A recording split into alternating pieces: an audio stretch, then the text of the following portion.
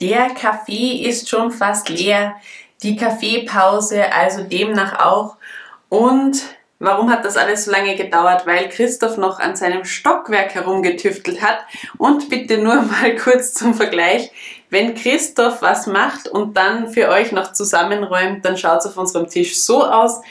Ihr erinnert euch vielleicht an mein letztes Video von meinem Stockwerk. Wir sind auch genug Teile rumgelegen, kein Problem. Heute sind wir überhaupt ein bisschen schlechter ausgerüstet. Wir haben heute nur Mignon-Schnitten, dafür aber mit dunkler Schokolade. Unbedingt. Mein Kaffee neigt sich auch dem Ende zu, aber wir wollen hier gar nicht lange um den heißen Brei reden. Es gibt was Tolles heute für die Zugfans unter euch, oder ich hoffe zumindest, dass es euch gefallen wird. Ich habe auch ein Stockwerk gebaut, ob ihr es glaubt oder nicht, im Hochhausturm, wo ein Shoppingcenter drinnen ist. Und da gibt es heute von mir die Präsentation eines ersten Versuchs von einem Modelleisenbahn-Zugliebhaber-Geschäft.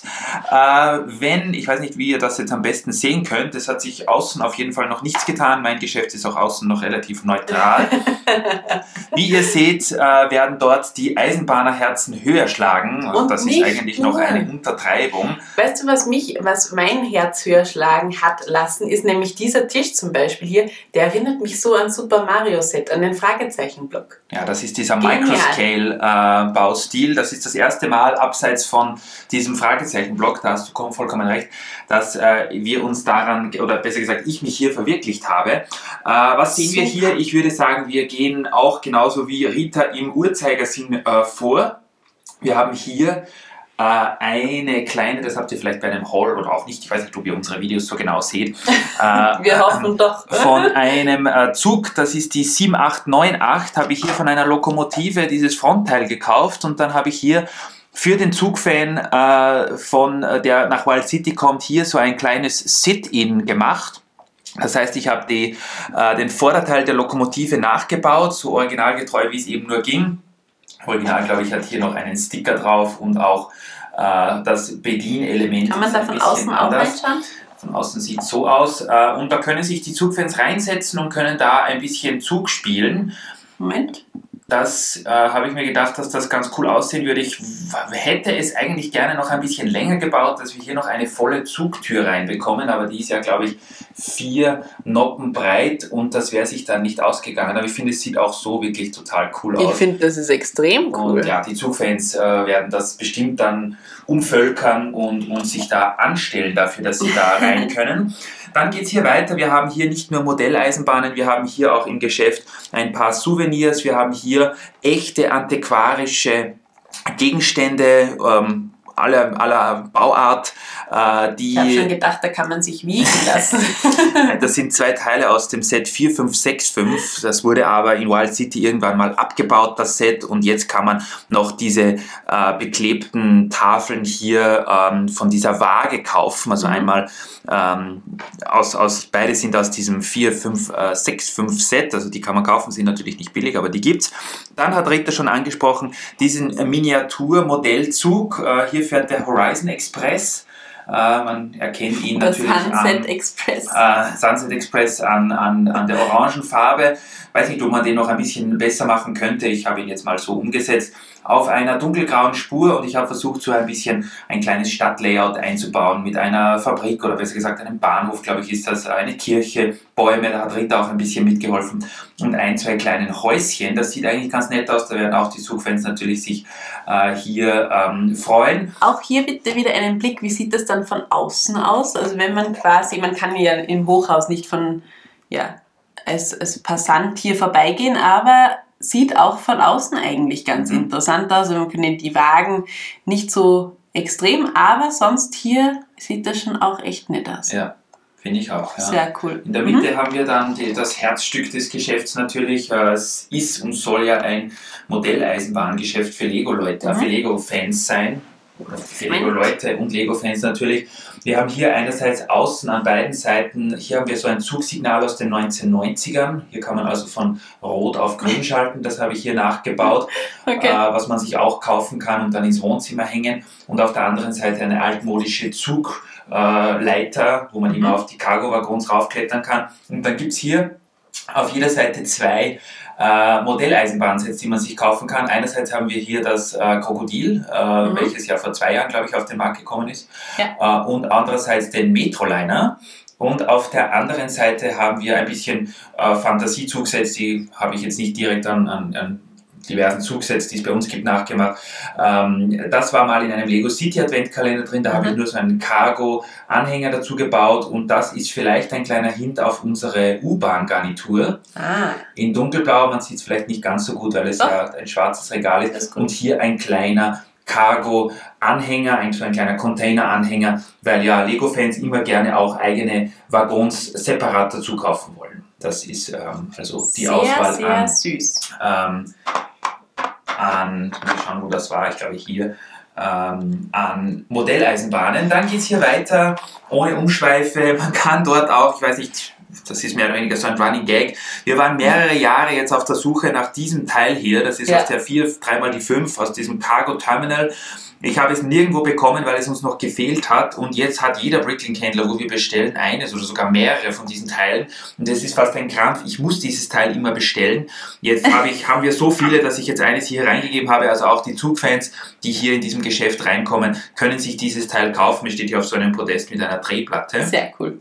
Dann haben wir das Kleidungsabteil hier. Ich gehe vielleicht das nochmal raus, dann kann man das besser filmen. Wir haben hier die originalgetreuen Uniformen eines Zugschaffners und auch eines Gleisarbeiters. Hier habe ich die Köpfe ausgetauscht gegen schwarze und auch die Hände, dass das so Schaufensterpuppenartig aussieht. Hier mit ihren Werkzeugen und man kann sich zur rechten dieses Schaffner-Outfit und zur linken dieses Bauarbeiter-Outfit auch kaufen. Dann haben wir noch eine Auswahl an verschiedenen Helmen, Kopfbedeckungen, Mützen und natürlich auch die, nennen wir sie Werkzeuge, Utensilien, die sie in den Händen halten, kann man hier kaufen, eben diese Kelle, dass der Zug stehen bleiben muss und so weiter.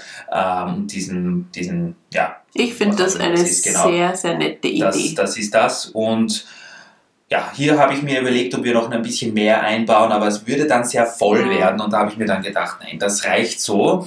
Auf der letzten Wand haben wir oben nochmal einen schönen Zug, der kommt aus auch einem Lego City Adventkalender Set. Habe ich 1:1 übernommen, kann man aber gerne noch umbauen. Ich finde, der sieht ein bisschen ähnlich aus wie der Smaragd Express, da müsste man dann noch den Waggon ein bisschen umbauen. Unten gibt es dann noch ein Bedienmodul eines antiquarischen Zuges, also das wurde auch ausgebaut und wird jetzt hier als Souvenir verkauft. Genauso wie aus einer Zugleitzentrale von so einem Stellwerk einen Gleisplan, wo man sieht, wo welcher Zug steht. Sehr cool. Unten haben wir dann noch ein altes Zuglicht aus der 9-Volt-Ära, also das sind die Zugfans natürlich auch sehr begeistert davon. Viele wollen sich das ins Wohnzimmer stellen oder einen neu modernen Wohnzimmertisch draus basteln oder sowas. Das ist auch ein sehr beliebtes Sammlerstück. Und hier haben wir, das sieht man jetzt vielleicht nicht ganz so gut, einen Prototypen aus einer weichen Gleisumstellanlage. Das heißt, ihr kennt dieses gelbe Teil, wo man zwischen den Gleisen wechseln kann, was Richter mal als Banane oder so identifiziert hat.